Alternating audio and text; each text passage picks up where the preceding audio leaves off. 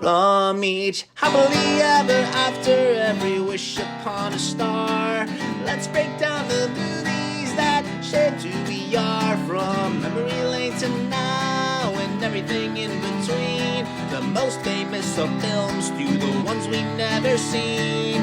Decade by decade, all the times we laughed and cried, and with a little pixie dust, they will all take flight, reliving the feelings, and we're trying our very best. And if they mean the same to you, please be our guest. So hop aboard, we would love to have you as we hang with a certain mouth, the whole gang too. If you love nostalgia stuff, we hope this does the trick. Thanks for joining us as we deep dive the magic. Hi, and welcome back to the Deep Diving Magic Podcast. I'm KJ.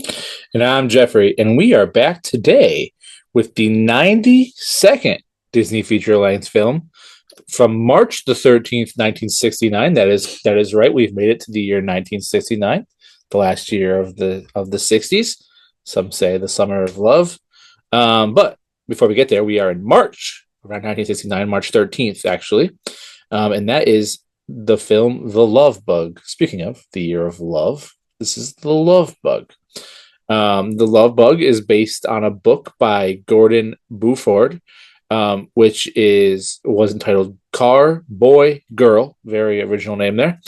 And this is the first film in the this is the first installment in the Herbie film series, which span many decades, many different actors and actresses.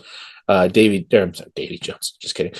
Dean Jones returns in back-to-back films, and Mr. Banks himself, David Tomlinson, plays the villain in this film. What do you got to say, or how about a quick synopsis about The Love Bug? Down on his luck, race car driver Jim Douglas teams up with little Volkswagen Bug that has a mind of its own, not realizing Herbie's worth until a sneaky rival plots to steal him. There you go. Have you ever seen this before? I had never seen this before, and I'm not gonna lie, I've never seen any of the Herbie movies, not even like the ones that came out when we were younger. I mean, that's good. So this is a good first start for you. Yeah, and considering I am a really big Volkswagen fan, I feel like that's kind of weird that I've never seen any of these, but I haven't. Any thoughts or anything before we dive right in? No, I don't think so. All right. So we're ready to Summer of Love It with The Love Bug. I guess so. All right. So we got the opening credits. There's some cars racing during the opening credits. There's a couple accidents. It's very like Destruction Derby-esque. Looks dangerous, honestly. A guy crawls out from the wreckage, and we see that it is Dean's character, Jim. He calls out from the wreckage. He gets told that he's too old to be a driver. He brings his car parts to a tinkerer friend who we learn that his name is Tennessee, and he is also the voice of Scuttle from a movie that we will talk about in 20 years in the future. But it's another very familiar Disney voice. But so he's walking around. He's down on his luck. He doesn't have a car. But he's mesmerized by this car sales lady, who we learn is Carol. They both startle each other. For some reason, I had thought she had played in another one of our movies. I thought she looked very familiar, but I didn't see that she was in anything else that we had seen before. So I was like, I don't know why she looks so familiar. So maybe she just looks like another one of the ladies in one of these movies, I guess. Yeah, I'm not sure. Did you also think she looked familiar? No, I mean, I looked her up, but but he's also in love with all the fancy cars. It's a very fancy car place. We meet the fancy car dealer, the owner of the dealership, who is played by Mr. Banks himself. Mr. Thorndike. Mr. Thorndike. But he is not a fan of Jim's low prices. But then then we also cut away and we see that they have a car that doesn't fit the others, and they're very disgusted by the this Volkswagen Beetle that somebody like returned. It's an eyesore, they say. Somebody had returned it, but then Jim notices the vehicle. And what we learn is that the previous car's driver like returned it unknowingly. Just like just out of the blue returns his car. I'm sure that the driver knows they well no returned the I car. know, but like the dealership doesn't know. Yeah. So then Jim leaves, but the car driverlessly starts to follow him home.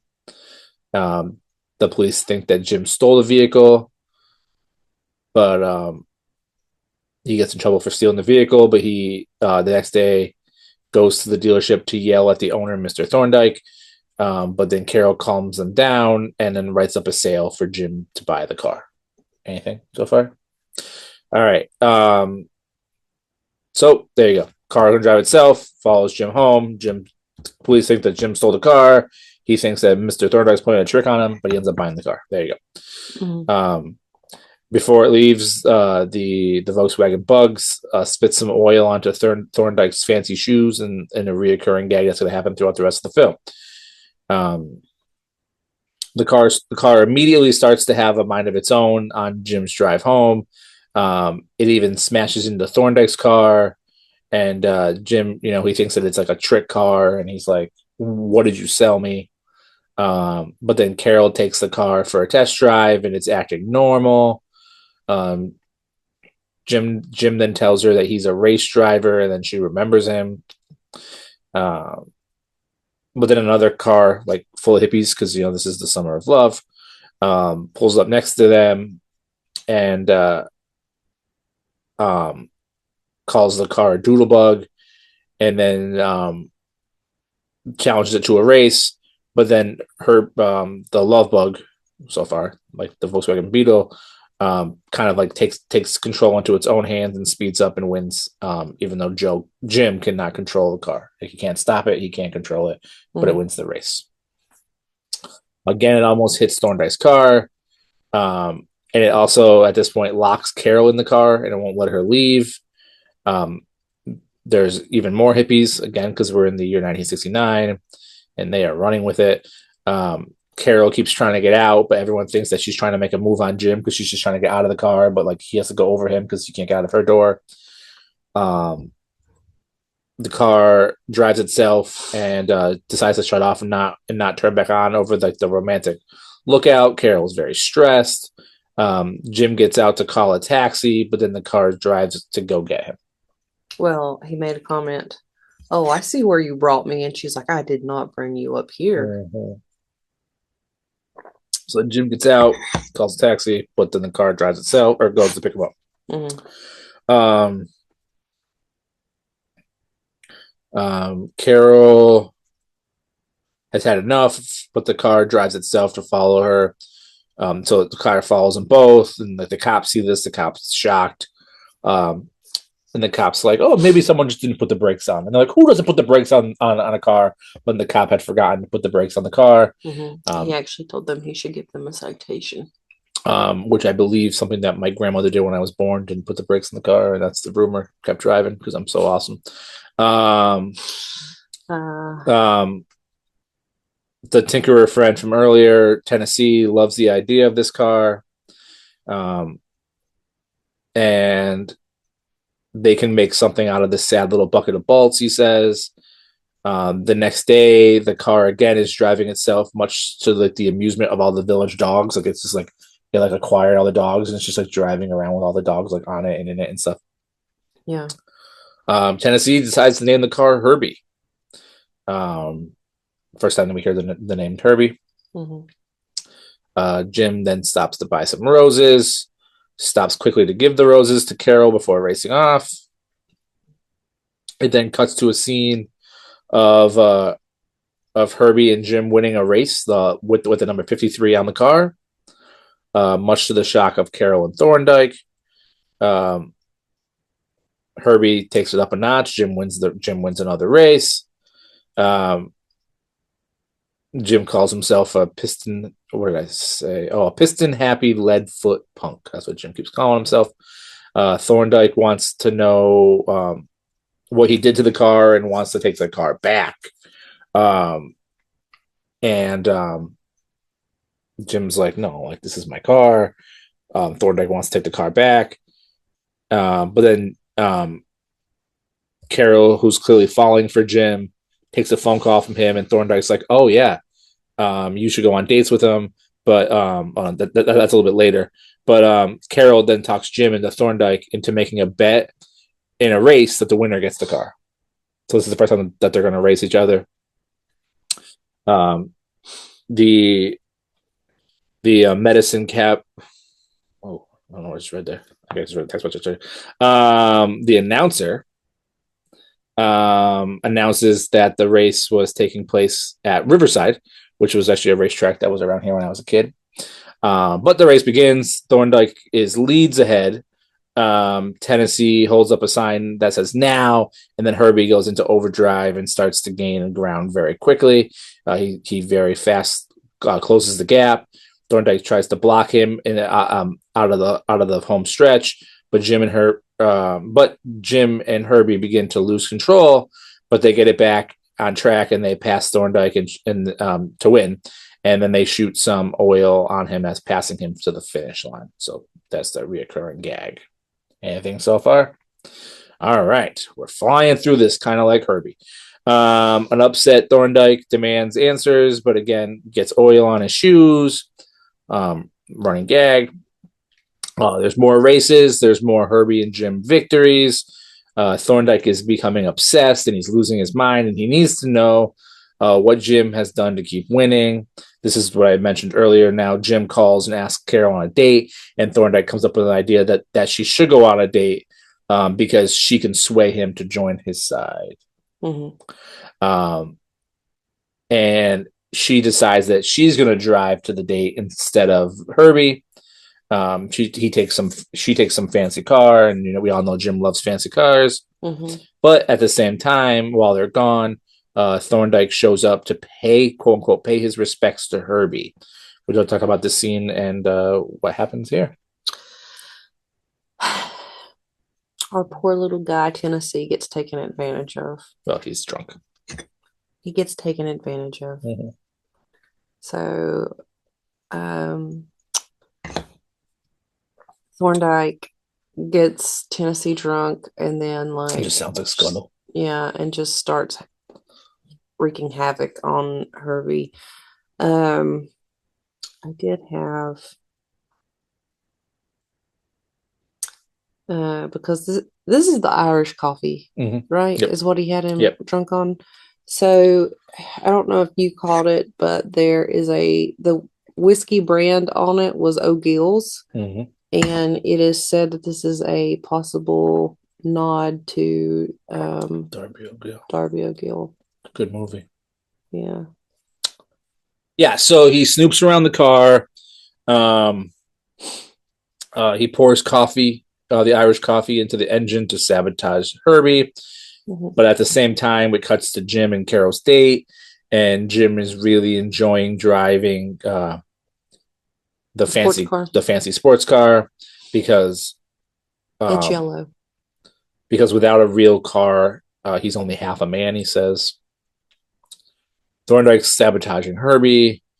Jim and Carol go to the romantic lookout spot to share a moment. This is where he says the wonderful pickup line that I wrote down that I don't understand. And he says, "You're as beautiful as General Grant on the $50 bill."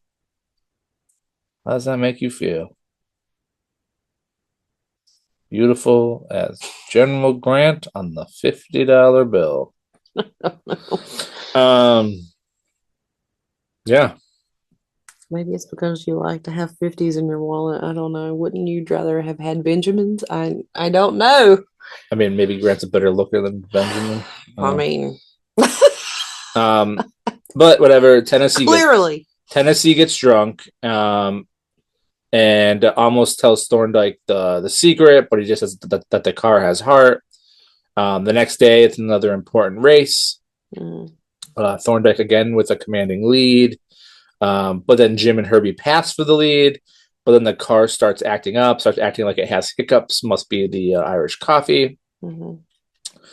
53 is fading fast.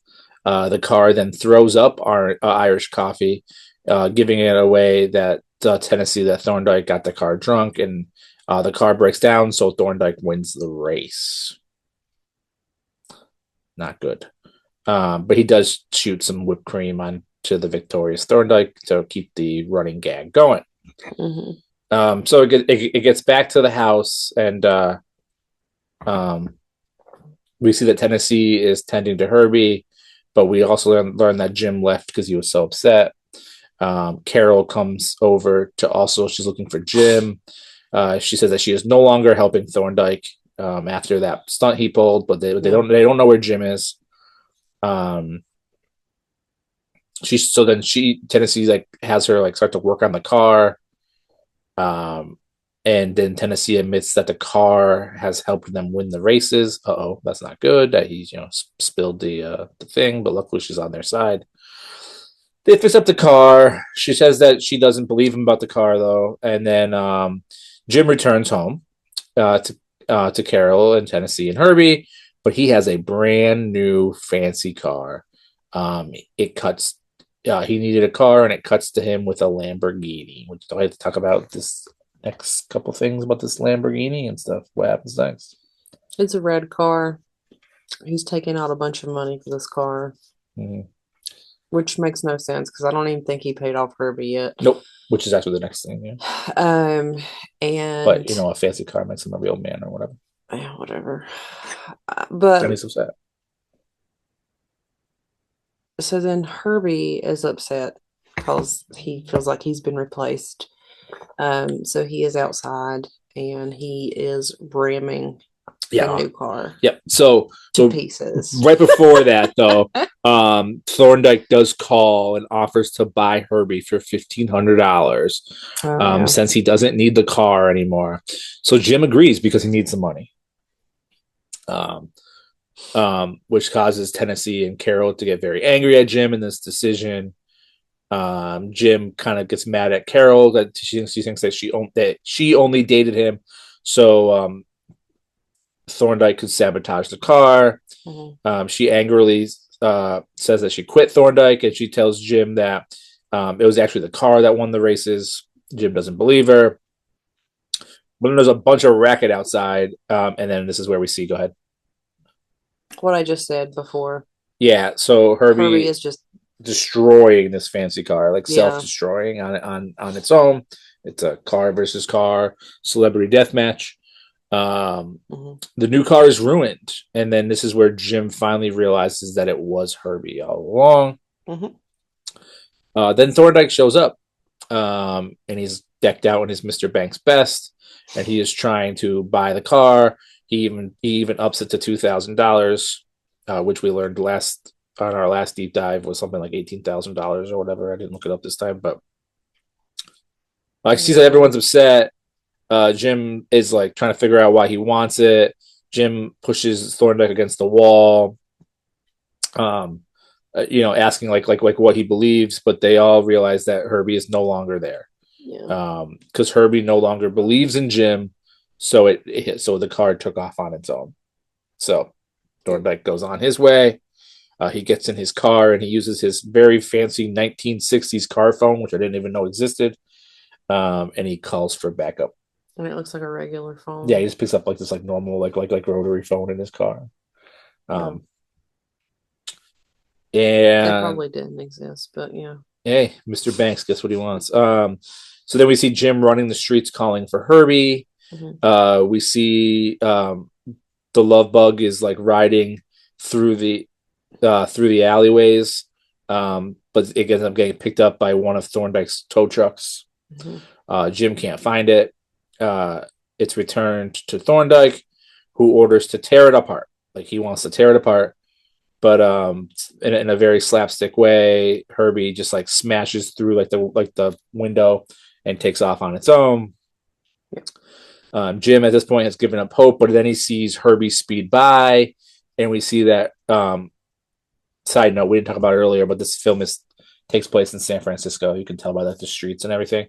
But I couldn't tell because the streets. I've never seen San Francisco, but I thought the Golden Gate Bridge gave it away for me. Well, so I didn't see the Golden Gate Bridge in the beginning, but that's what I was going to say is Herbie's going to the Golden Gate Bridge. Yeah, that's what gave it away for me. Well, I didn't see it in the beginning. I just saw it here. But so Herbie goes to the Golden Gate Bridge, and Herbie the Love Bug is like trying to jump off the bridge. Drive off the bridge. Well, He can't jump. He's going to drive. I mean, it depends. Okay, keep going. He's going to drive off the bridge. Mm-hmm. So it's like teetering there. You all right over there? Yep. What? Just keep going. So it's teetering there on the bridge, and Jim tries to like talk the car down, but he slips and he almost falls. But then Herbie saves saves Jim's life and his own, much to the cop's shock. Mm-hmm. Right? Did I cover that all? Mm-hmm. Okay. Now that we got derailed about the Golden Gate Bridge. Whatever. At the police station, we meet this guy named Mr. Wu, who is impounding the car due to like property damages. He must own some sort of fish market because he's like pulling squids out of Herbie or whatever. Probably. Tennessee then goes to speak to Mr. Wu in his native language to explain the importance of Herbie, but Mr. Wu likes the car so much that he wants to keep it. So then Jim convinces him to let him drive Herbie in the El Dorado race, which I guess is like a multi-day race. And if he wins, he will sell back the car for $1. During the race, Jim and Carol and Tennessee are all driving Herbie. But he also gets the winnings of the race. Whatever money he wins Mr. from Wu the race. will. Yes. Yeah. And he'll sell the car back to Jim. Yep. So during the race, they're all in there. Again, it's Jim, Carol, and Tennessee. But also in the race is Mr. Thorndyke, who is trying to cheat Herbie. He ends up like, it's very, like you said, like wacky racers. It's very much just like sabotage. At one point, it ends up that Mr. Thorndyke ends up in the pond. Herbie goes flying across the water, shooting mud again at Mr. Thorndyke, so he can't see because it makes his goggles all dirty. And then some kind of black bear just like gets into the sports car with Mr. Thorndyke, and then he realizes it and sabotages his own car because he passes out in fear. Well, whatever. We learn that Jim is currently in first place and Thorndyke is in second. But then Herbie starts to act up because Thorndyke put water in Herbie instead of gas. So now Thorndyke is now in first. But then Mr. Wu's men just come and pick up the car like it's the king and just picks him up and starts carrying the car. They bring him to a gas station to fix the issue. This upsets Thorndyke because his gas is not going anywhere near as fast as the other cars. Whatever. Thorndyke again messes with the directions and the signs. Jim goes the wrong way. He ends up going into a mine because this is the wildest ride in the wilderness. Jim and the gang put Herbie into like a mine elevator to like raise him up out of the mine. And then at this point, Thorndyke is celebrating with wine, but then yet again, Herbie's back in the lead. One of Herbie's wheels falls off due to some more shenanigans. And the spare wheel, as they put it, has been cut up into a pizza. Like it's just like been like chopped up. They balance the car on 3 wheels. They're having like people like hang out the window to try to balance. Tennessee is hanging out the window. Yeah.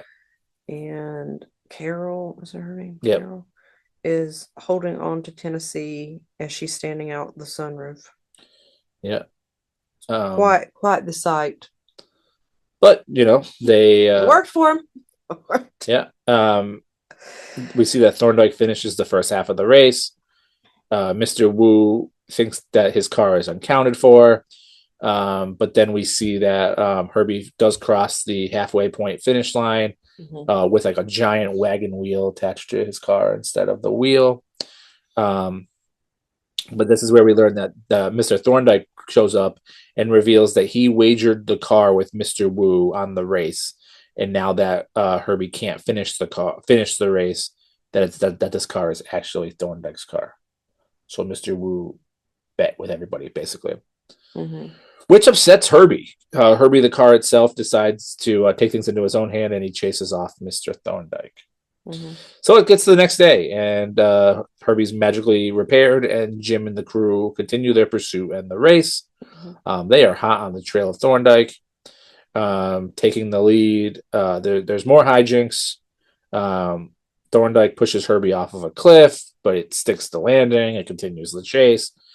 Thorndyke rolls this like giant tree trunk or whatever in the road, which causes Herbie to hit it, which causes Thorndyke to go flying under the hood and be part of the engine. But then Tennessee sees that Herbie is starting to split into pieces while driving. And he decides that he's going to try to weld this car together while it's driving, very unsuccessfully, which causes the car to split. We're going to talk about this car splitting. It literally split right down the middle. But like not the way you think it would. Not like the long way. The horizontal way. I was getting there. Okay. So it splits in the middle of the car.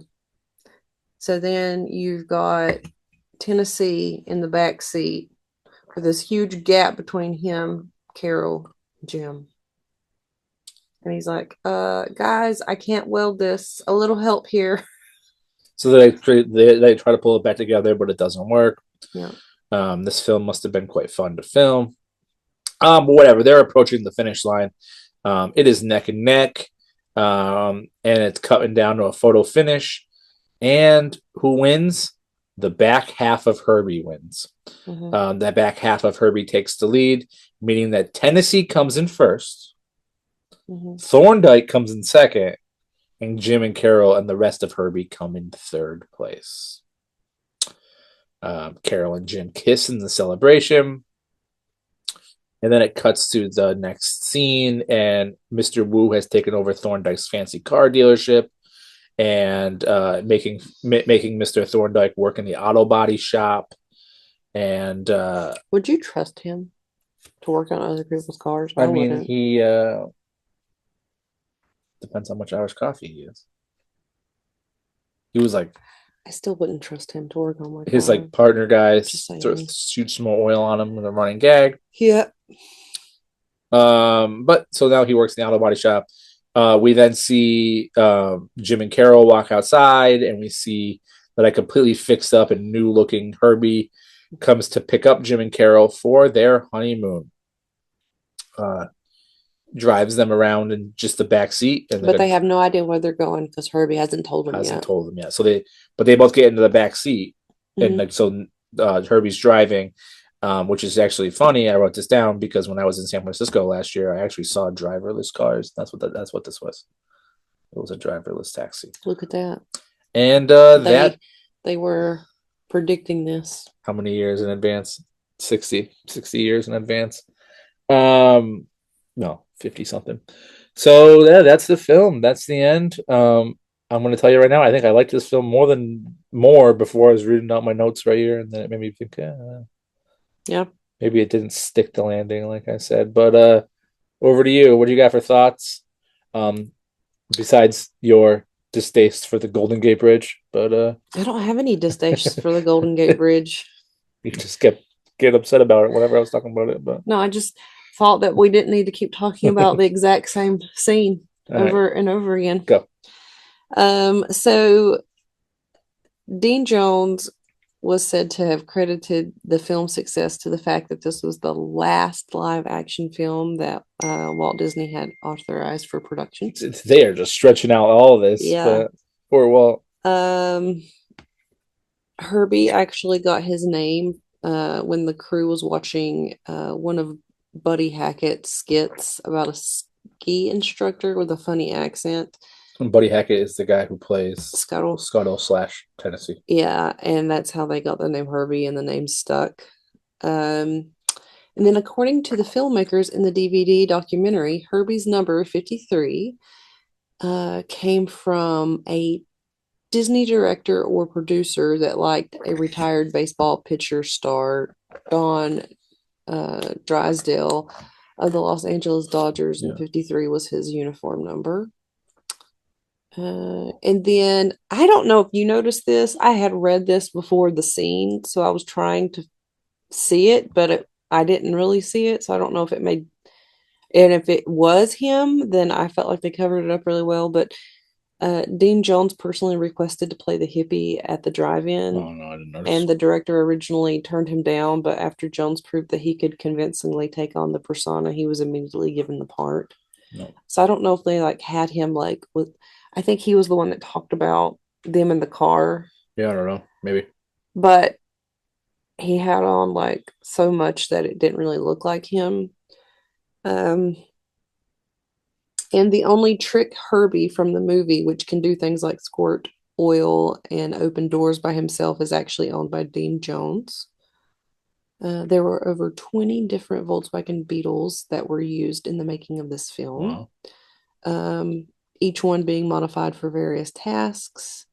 And then for the racing scenes, the standard 40 horsepower Volkswagen engine was nowhere near powerful enough to make Herbie look like the believable race car. So to become this problem, Herbie number 2 was modified by famous Volkswagen tuner EMPI and fitted with a 90 horsepower twin carburetor Porsche flat 4 engine from a Porsche 356 Super 90. So he did not have a Volkswagen engine, supposedly. I mean, it had a mind of its own. So Herbie number 2 it had a heartbeat. Herbie number 2 didn't. And then Herbie was a 1963 Volkswagen Beetle Deluxe ragtop sedan. And he was painted pearl white. Mm-hmm.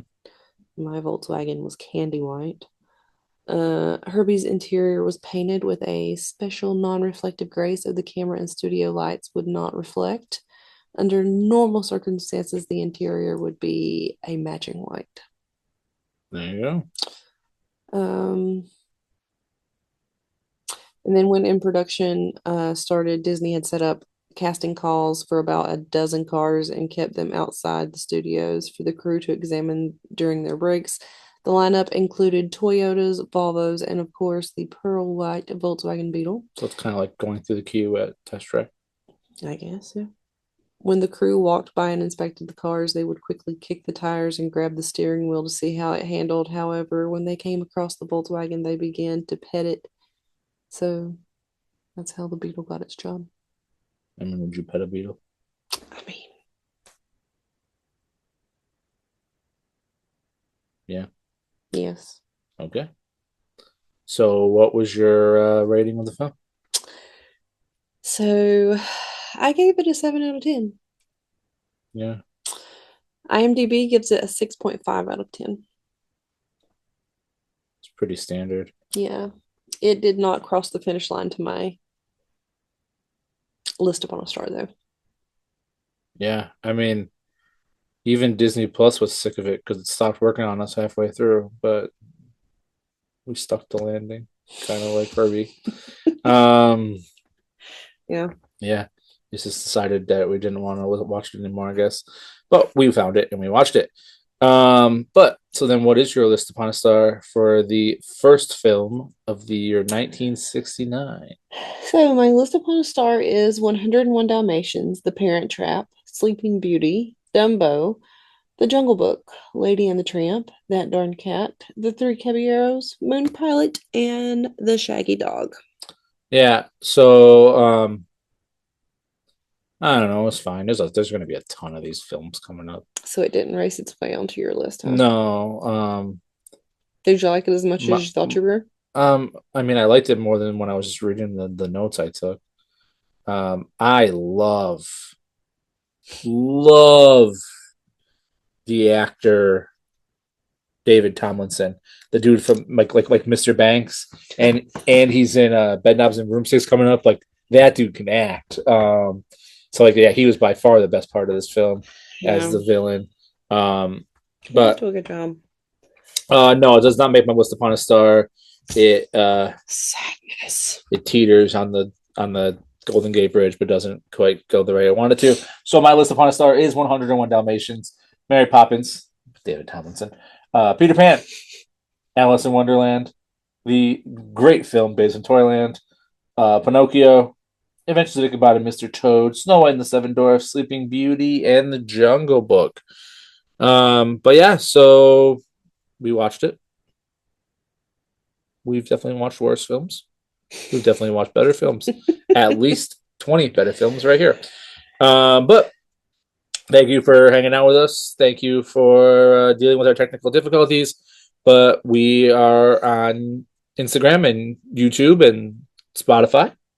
You can find it, or you can contact us over at deepdiveinthemagicpod@gmail.com. We want to say thank you to Mr. Andy Has a Band for our theme song. And our next film, we are going over to March of the same year with a film that I've never heard of, that I'm sure you never heard of, and I'm sure that you've never heard of it, because it's just called Smith. Our next film is called Smith! Exclamation point. Will Smith! Exclamation point, from 1969 make our list upon a star. I'm actually concerned if we're even going to be able to find the film Smith! Exclamation point to watch it, to review it, but we'll find next time to when we watch Smith, something I've never heard of before. So we'll see. Thanks for deep diving the magic. Bye. Bye.